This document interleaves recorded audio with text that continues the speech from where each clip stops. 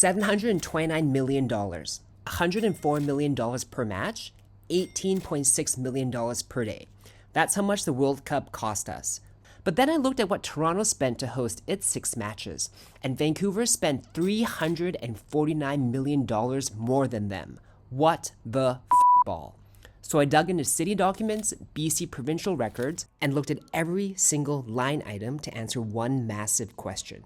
Where did $729 million go?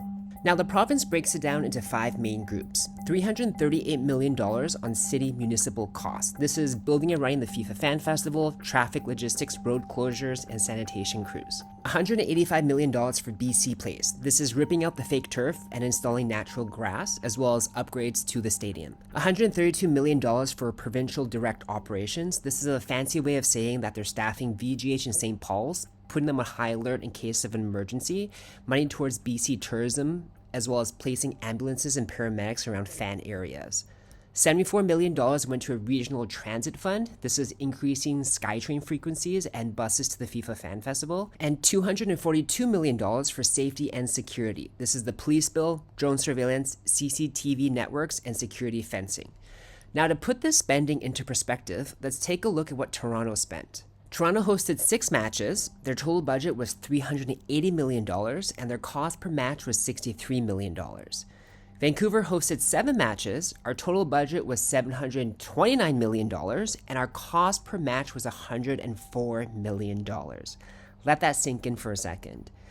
We had 1 extra match, we paid $349 million more, and our cost per match was 65% more expensive than Toronto. Now, one of the largest line items was security. Toronto paid $94 million, whereas Vancouver spent a massive $242 million.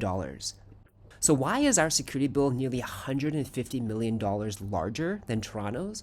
Well, according to the province, it comes down to the limited number of VPD officers. The city of Vancouver has about 1,400 police officers, whereas Toronto has about 5,500 police officers. Now, to meet FIFA security requirements, Vancouver had to bring in about 800 outside officers. Now, the city hasn't said which detachments they came from, such as Burnaby or Richmond, or what that borrowed labor actually cost. But the rest of the math behind that $242 million security bill is just as unclear.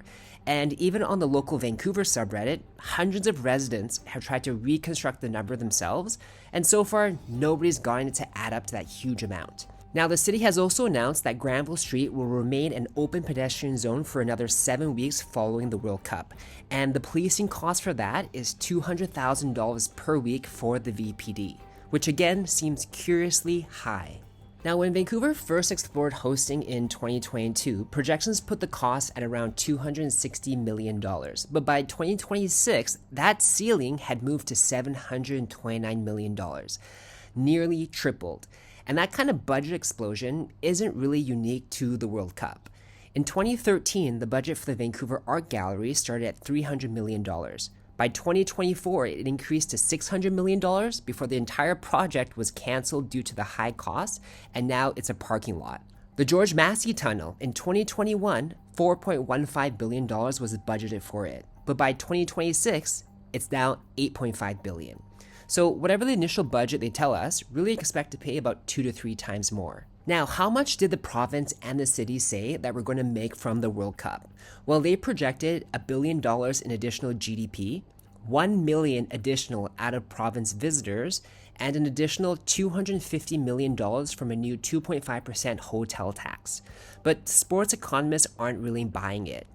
But our political leaders have flat out lied to us with what it was going to cost. It's now about 3 times more than the original numbers they presented.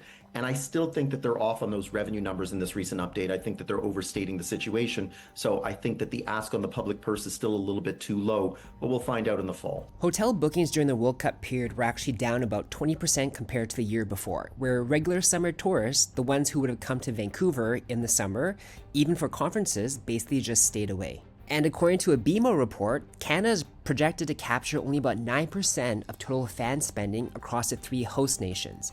The US is projected to receive nearly 80%. Why? Well, it's because we were allocated early stage matches in early rounds. So the biggest corporate partnerships, the broadcast rights, the final match premiums went elsewhere. Vancouver paid to build the stage, but the final act actually played in the States. What else could we have done for that $729 million? I think the priority should have been keeping the Whitecaps in Vancouver. I went to the State of the Whitecaps March and it was absolutely insane. With $729 million, we could build a new 30,000 person stadium at the P&E where the horse tracks used to be. Here's why that matters. The Whitecaps currently rank dead last in the league for team revenue, largely because they don't own their own stadium.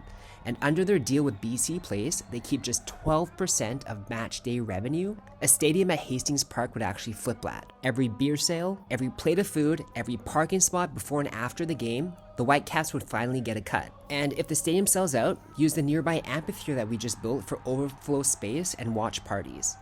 Now, what's the next event we should host? I think it actually should be the World Rugby Cup. We host the Rugby Sevens at BC Place. Over 40,000 fans packed it last year. We're not splitting the stage with 2 other countries and 15 other cities. Plus, we don't have to pay that silly FIFA premium.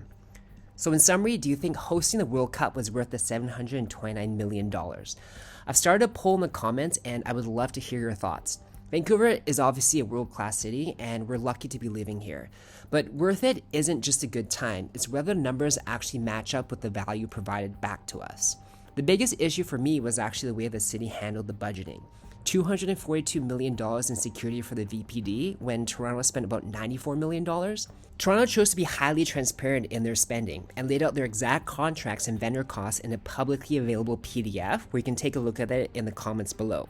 But Vancouver went the exact opposite direction. It's one report all at once that's coming out next spring in 2027. By then, the stadiums are going to be empty, the crowds are going to be gone, and Granville Street might go back to normal. So, was the World Cup worth it? I've put a poll in the comments and I would love to hear your thoughts.